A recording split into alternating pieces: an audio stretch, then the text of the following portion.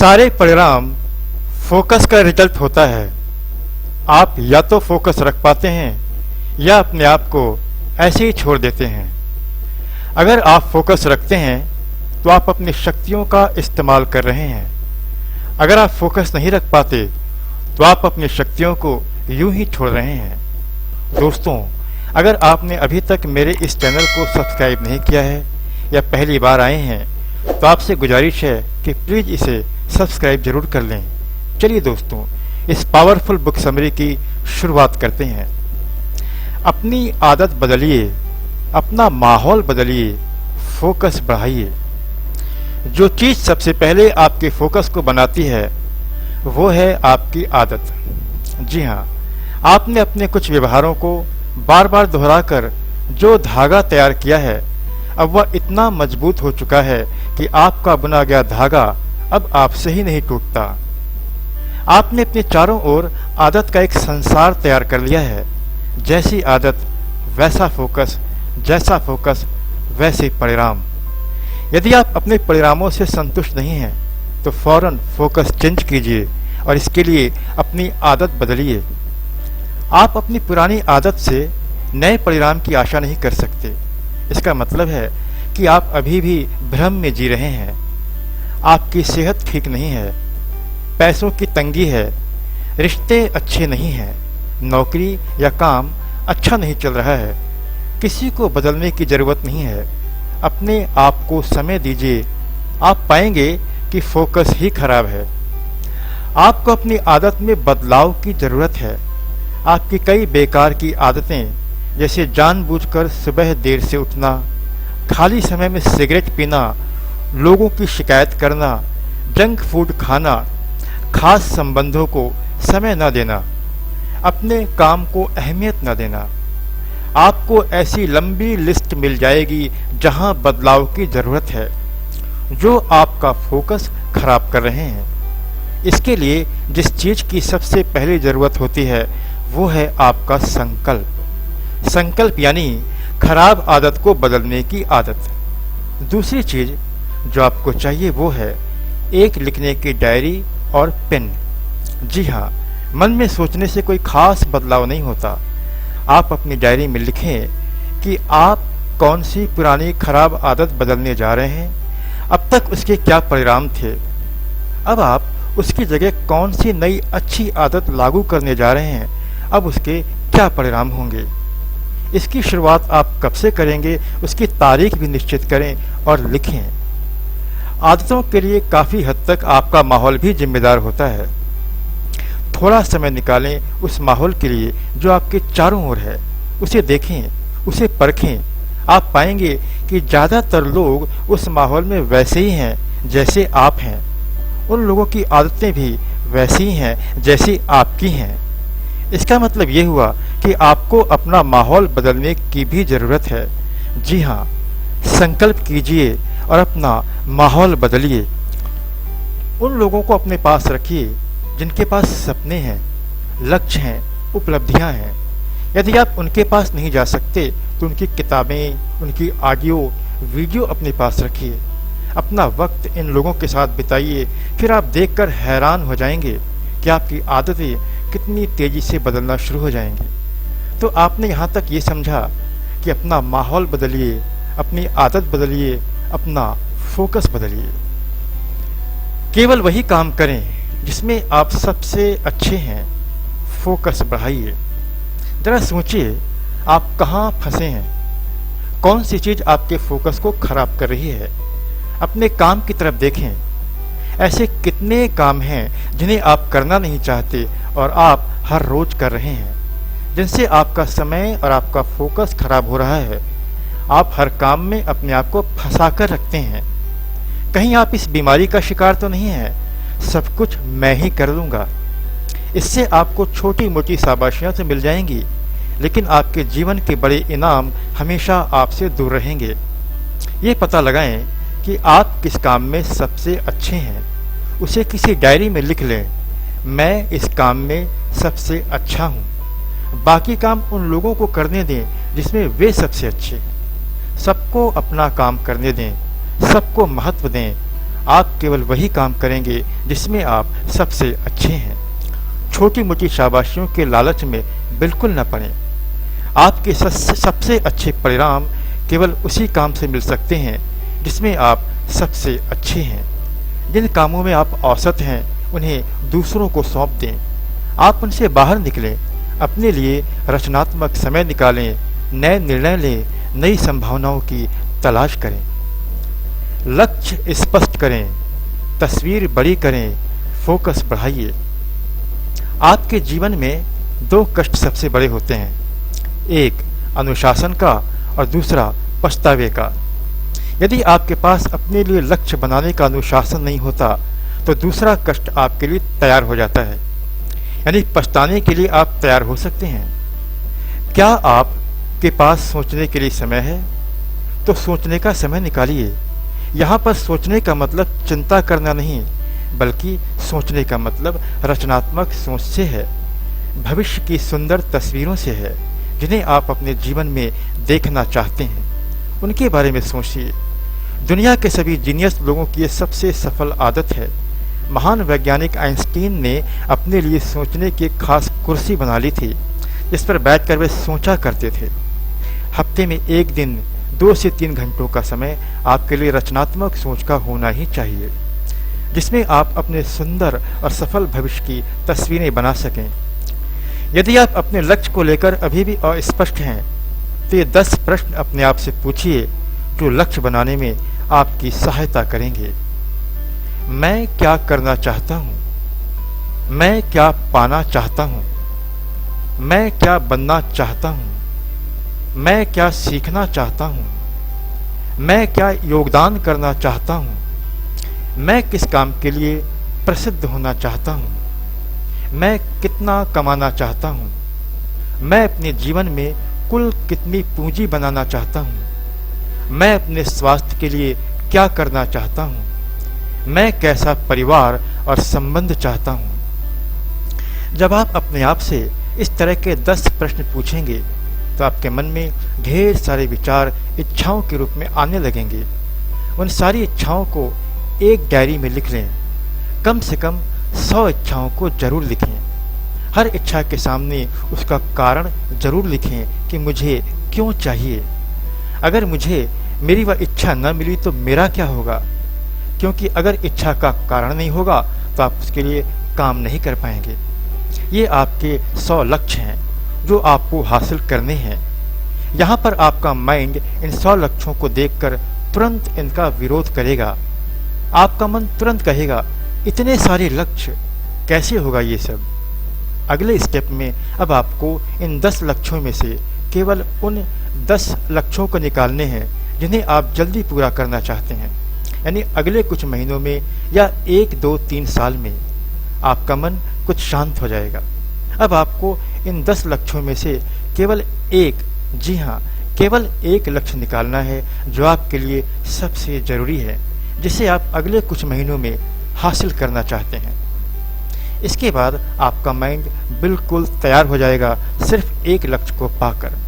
हमेशा ध्यान रखें, आपका माइंड इसी नियम पर काम करता है, 1 टाइम 1 गोल 1 फोकस। लक्ष्य बनाते समय कुछ बातों का ध्यान जरूर देना होता है। लक्ष्य आपके अपने होने चाहिए जो आपके लिए जरूरी हो। लक्ष्य ऐसे होने चाहिए जिन्हें मापा जा सके, क्योंकि जिसे मापा नहीं जा सकता उसे पाया भी नहीं जा सकता। आप अमीर होना चाहते हैं, ये तो सिर्फ एक अच्छा विचार है, न कि एक लक्ष्य। इसे पूरी स्पष्टता से परिभाषित करें कि आपकी अमीरी कितने पैसों से आ सकती है। लक्ष्य वास्तविक होने चाहिए। आपको कब चाहिए, समय की माप लक्ष्यों को वास्तविक बनाता है। प्रत्येक लक्ष्य तक पहुंचने का वर्ष, महीना और तारीख निश्चित कीजिए। अवास्तविक लक्ष्य आपके मन के लिए सिर्फ ख्याली किले होते हैं। लक्ष्यों में योगदान होना चाहिए। आप, आपका परिवार, आपके लोग, आपका समाज, आपका देश, आपकी पूरी दुनिया, इन सब के लिए आपके लक्ष्यों में योगदान होना चाहिए। ऐसे लक्ष्य जल्दी पूरे होते हैं क्योंकि ये प्रकृति के नियम के सामंजस्य में होते हैं। सबसे आखिरी और जरूरी चीज, लक्ष्य आपके नैतिक मूल्यों की बुनियाद पर होने चाहिए। आपकी उपलब्धियां लक्ष्य का बाहरी और ऊपरी हिस्सा है जो दुनिया देखती है। आपके नैतिक मूल्य लक्ष्य का अंदरूनी हिस्सा है जो इसकी बुनियाद है, जिसे दुनिया नहीं देख पाती। आपके नैतिक मूल्य जिसे आप स्पष्ट करते हैं, जिसे आप ही निर्धारित करते हैं, अपने लक्ष्यों को अपने नैतिक मूल्यों की बुनियाद पर ही निश्चित करें। अपने नैतिक मूल्यों को किसी डायरी में लिखें। क्या हैं आपके नैतिक मूल्य? ईमानदारी, स्वास्थ्य, परिवार, आनंद, स्वतंत्रता, आस्था, पैसा, आध्यात्मिकता। इसे निश्चित करें, इसे लिखें, इसे आंखों के सामने लगाएं। अब अपने लक्ष्य की तस्वीरें और मानसिक चित्र तैयार करें। इंटरनेट पर जाएं, ऐसे चित्रों को डाउनलोड करें, ऐसे चित्र जो आपको अपने लक्ष्य पाने के एहसास से भर दें। हर रोज इन चित्रों को देखें, इन्हें निहारें, इस तरह से कल्पना करें जैसे आपने इन्हें पा लिया है। अपने मार्गदर्शक तैयार करें। वे कौन लोग हैं? कौन से टीचर, ट्रेनर, कोच हैं जो आपकी मदद कर सकते हैं? उनके कार्यक्रम में हिस्सा लें, उनकी वीडियो देखें, उनकी किताबें पढ़ें। अपने अंतर्ज्ञान की तरफ देखें। आपको कार्यवाही के लिए नई चमक, नए रास्ते, नए अवसर मिलेंगे। बाहर का शोर कम करने का अभ्यास करें। अंदर की आवाज़ सुनने का अभ्यास करें। शांत रहने का अभ्यास करें। इसके लिए समय निकालें। जब आप अपने लक्ष्यों के लिए काम करते हैं तो लक्ष्य आपके लिए काम करते हैं। हर वो चीज़ जिसे आप बनाते हैं अंत में वो आपको बना देती है। असफलताओं से बाहर आइए, फोकस बढ़ाइए। अचानक बड़ी परेशानियां आपके जीवन में अक्सर अचानक ही आती हैं और आपका सब कुछ छीनने लगती हैं। कभी कभी ऐसे वक्त पर जब आप अपने सपने के बेहद करीब होते हैं। महत्व इस बात का नहीं होता कि आपके साथ क्या हुआ, महत्व इस बात का होता है कि जो कुछ आपके साथ हुआ उसके साथ आपने क्या किया। जीत किसकी होती है? जो आपके साथ हुआ उसकी, या जो कुछ आपने किया उसकी।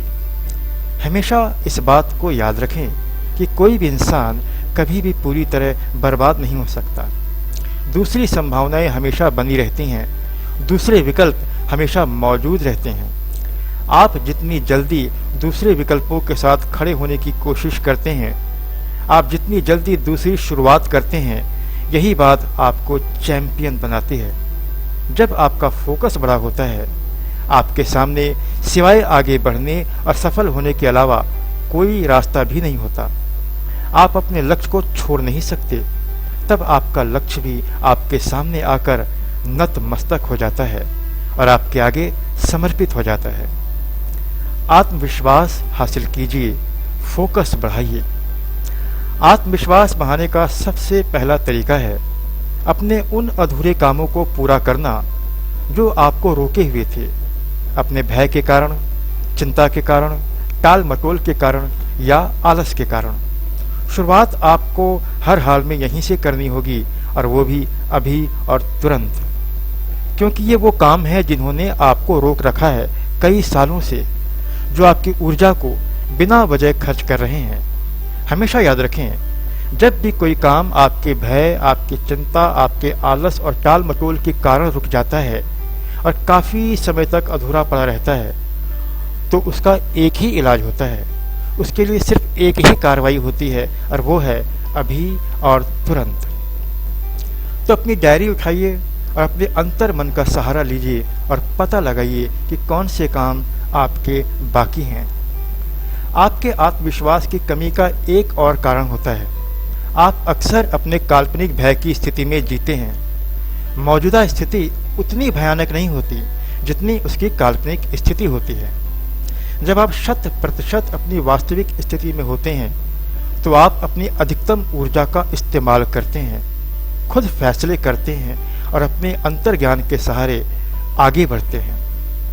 आत्मविश्वास बढ़ाने का दूसरा तरीका, हमेशा अपने मूल्य को बढ़ाते रहें। अपने आप को मूल्यवान बनाइए, इतना अधिक मूल्यवान कि आपको अपनी जगह से हटाया न जा सके। यदि हटा भी दिया जाए तो इससे बेहतर अवसर आपके लिए तैयार रहे। जिस काम में आप सबसे अच्छे हैं उसमें हर रोज कुछ न कुछ सीखते रहें। बारीकियों को समझें कि कैसे आप अपने काम में सबसे अलग हो सकते हैं। उनका अभ्यास करें, अपने आप को मांझते रहें। उस काम में आप सबसे अनोखे, सबसे अलग और उसके विशेषज्ञ बन जाएंगे। आत्मविश्वास बढ़ाने का तीसरा तरीका, माफ करें और भूल जाएं। यदि आप अपने सुखद भविष्य की आशा रखते हैं तो माफ करना और भूलना सीखना होगा, जो आसान नहीं है लेकिन जरूरी है। भीतर से बड़े बन जाएं, अपने भीतरी नकारात्मक तूफानों को शांत कर दें। इसका एक ही तरीका है, माफ करें और भूल जाएं। अपनी सहनशीलता को बढ़ा लें, माफ करें और भूल जाएं। माफ करना अपने जीवन को ऊंचे स्तर पर जीने का एक तरीका है। अपने अतीत की सारी नकारात्मक घटनाओं को माफ कर दें, बिना किसी शर्त के खुद को मुक्त करें, आजाद करें, अपना आत्मविश्वास बढ़ाएं और फोकस बढ़ाएं।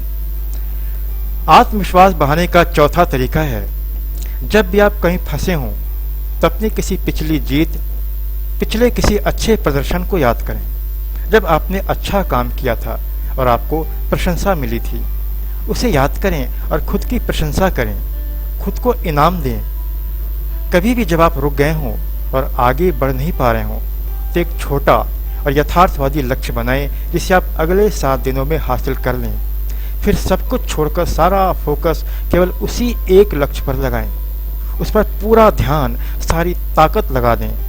आप देखेंगे कि वह छोटा सा लक्ष्य आपको आगे बढ़ा देगा। छोटे छोटे फोकस आपके फोकस को बड़ा करते जाएंगे। आपको जो चाहिए उसे मांगिए, फोकस बढ़ाइए, उम्मीद कीजिए, विश्वास कीजिए, मांगिए, आपको मिलेगा। आप जो मांगेंगे आपको वही मिलेगा। आप जितना मांगेंगे आपको उतना मिलेगा। आप नहीं मांगेंगे तो आपको नहीं मिलेगा। संबंध मांगिए, बिजनेस मांगिए, अवसर मांगिए, मदद मांगिए, बार बार मांगिए। मांगने की आदत बनाएं, क्योंकि सब कुछ मांगने से ही मिलता है। उन्हें न मांगने के 3 कारण होते हैं। पहला, उन्हें लगता है कि मांगना अच्छी बात नहीं है। ये बचपन की पुरानी प्रोग्रामिंग है। हमारे बड़ों ने अब तक हमें यही सिखाया है कि मांगना बुरी बात है। दूसरा, लोगों में आत्मविश्वास की कमी होती है। उन्हें लगता है कि मांगने से वे छोटे साबित हो जाएंगे। तीसरा, उन्हें लगता है कि मांगने पर लोग उन्हें मना कर देंगे और वे अपमानित महसूस करने लगेंगे। ये सब कुछ पुराने विश्वासों पर टिका है। अब आप आगे बढ़ जाइए, अपनी भावनाओं को काबू में रखें। आप इस दुनिया का मुकाबला तभी कर पाएंगे जब आपकी चमड़ी मोटी होगी। इसलिए अपनी चमड़ी को मोटी कीजिए। ये दुनिया बगैर मांगे आपको कुछ भी नहीं देगी, ये भी उतना ही सच है। यहाँ पर सही और प्रभावशाली ढंग से मांगने के 5 तरीके हैं। पहला, मांगते समय स्पष्ट रहें, विषय के अलावा इधर उधर न भटकें। प्रभावशाली और सकारात्मक शब्दों का चुनाव कर लें और अपनी प्रस्तुति का अभ्यास भी कर लें। दूसरा, अपने आग्रह को हल्का मत रखिए, निश्चिंत बेधड़क होकर आत्मविश्वास के साथ मांगिए। तीसरा, यदि आप जीवन का सच्चा खजाना चाहते हैं तो कुछ बार मांगने के बाद शांत मत हो जाइए, लगातार मांगिए, बार बार मांगिए। मांगने के रचनात्मक तरीके खोजिए, अपना प्रभावशाली परिचय दीजिए। नंबर 5, सच्चे और ईमानदार होकर मांगिए। आप जैसे हैं वैसे ही अपनी बात रखिए, कोई लाग लपेट या बनावटी अंदाज न दिखाएं। अपनी स्थिति को सही बताकर मांगिए, दिल से मांगिए, लोग आपकी मदद करेंगे। तो बस आज से मांगने का संकल्प कीजिए, इसका अभ्यास कीजिए। ज़्यादातर बिजनेस मांगने में संकोच के कारण ही खराब होते हैं, क्योंकि आप नहीं मांगेंगे तो आपकी जगह कोई दूसरा मांग लेगा और जो मांगेगा वही पाएगा। निरंतर दृढ़ता बढ़ाइए, फोकस बढ़ाइए। निरंतरता का मतलब है लगातार और दृढ़ता का मतलब है ठोस कार्रवाई। इसके बगैर आपका फोकस कभी नहीं बन सकता। ऑथर कहते हैं कि बड़ी सफलता के लिए 4 क्षेत्रों में आपको अपना फोकस बांधना पड़ता है। दैनिक अनुशासन, कड़ी मेहनत, ठोस नैतिकता और निरंतरता। कभी कभार प्रयास करना या किसी बड़े फायदे के लिए अपनी नैतिकता से समझौता कर लेना ये छोटी सोच है जो आपको कभी बड़ा नहीं बना सकती। आपको इन चारों क्षेत्रों में हर रोज टिके रहना है, किसी मजबूत योद्धा की तरह। जब आप ऊंचे स्तर की नैतिकता के साथ जीना और बेहतर जीवन पाना चाहते हैं तो आपकी नैतिकता की परीक्षा हर रोज होगी, कदम कदम पर होगी, छोटे छोटे कामों में भी और बड़े बड़े कामों में भी। अपने जीवन को पूरी ईमानदारी और ठोस नैतिकता के साथ जिएं, क्योंकि जब आप सच बोलते हैं तो लोग आप पर विश्वास करते हैं। जब आप वादे के अनुसार उसे करते हैं तो लोग आपका सम्मान करते हैं। जब आप दूसरों को अच्छा महसूस कराते हैं तो लोग आपको पसंद करते हैं। ये 3 मजबूत आधार हैं जिनसे मशहूर इन्वेस्टर वॉरेन बफे भी ये तय करते हैं कि उन्हें कहाँ निवेश करना है, कहाँ नहीं। जब आप लोगों का विश्वास, लोगों का सम्मान और लोगों की पसंद बन जाते हैं तो आप वो बन जाते हैं जो आप सचमुच बनना चाहते हैं। निर्णायक कार्रवाई कीजिए, फोकस बढ़ाइए। अब आपको उस कार्रवाई की जरूरत है जिसको करने का आप निर्णय ले चुके हैं, लेकिन जब भी आप आगे बढ़ने की सोचते हैं तो कोई आपको रोक देता है। आप उतना आगे बढ़कर कार्रवाई नहीं कर पाते जिसे निर्णायक कार्रवाई कहा जाता है, यानी काम करने का एक ऐसा स्तर जिस पर सचमुच मनचाहे परिणाम मिलते हैं। एक आदत है टाल मटोल करने की आदत। ये आदत असफल लोगों की सबसे प्रिय आदतों में से एक है। इस आदत की वजह से वे हमेशा आज के काम को कल पर टालते रहते हैं। ऑथर कहते हैं 4 कारणों से टाल मटोल की आदत आप पर हावी होती है। पहला, जब आप काम से ऊब जाते हैं, जब आपके काम में कोई नयापन नहीं होता, वही पुराना बना बनाया ढर्रा। उसका इलाज है कुछ नया सोचें, कुछ बड़ा सोचें, कुछ बड़ा करें जो आपके जोश का स्तर बढ़ा दे। काम में रचनात्मकता और अनोखापन आपको उत्साह से भर देता है। दूसरा, जब आप काम के बोझ से दब जाते हैं, आप हर काम को कल कर दूंगा या बाद में कर दूंगा वाली बीमारी से संक्रमित होते हैं। काम टालने के अभी के आनंद से आप बच नहीं पाते। आपके काम एक के बाद एक इकट्ठे होने लगते हैं। आपको पता ही नहीं चलता कब उन कामों का पहाड़ बन गया है। एक समय के बाद आप खुद को काम के पहाड़ के नीचे फंसा हुआ पाते हैं। तीसरा, जब आप अपने मौजूदा काम को पसंद नहीं करते। ऐसा तब होता है जब आप किसी ऐसे काम में फंसे होते हैं जो आप करना नहीं चाहते। तुरंत की मजबूरियां आपको उसमें फंसा देती हैं और आप अपनी क्षमता का पूरा इस्तेमाल नहीं कर पाते। चौथा, आप केवल आलसी हैं। आखिरी वजह यह है कि आप स्वभाव से आलसी हैं। हर जगह, हर काम में आपका आलस आपको पकड़ लेता है। सही मायने में टाल मटोल काम में आपके जोश और उत्साह की कमी को दिखाता है। सही प्रश्न आपको सही दिशा देते हैं। जब आप अपने आप से सही और केंद्रित प्रश्न पूछते हैं तो आपके प्रश्न आपको निर्णायक कार्रवाई करने का उत्साह देते हैं। जब अपने आप से आप प्रश्न पूछते हैं, मैं अपने काम को और बेहतर कैसे कर सकता हूँ, मैं अपने काम को दूसरों से अलग कैसे कर सकता हूँ, जब आप अपना फोकस इस तरह के प्रश्नों की तरफ लगाते हैं तो आप न सिर्फ उत्साही बनेंगे बल्कि हर काम में निर्णायक कार्रवाई करना शुरू कर देंगे। उद्देश्य निश्चित कीजिए, फोकस बढ़ाइए।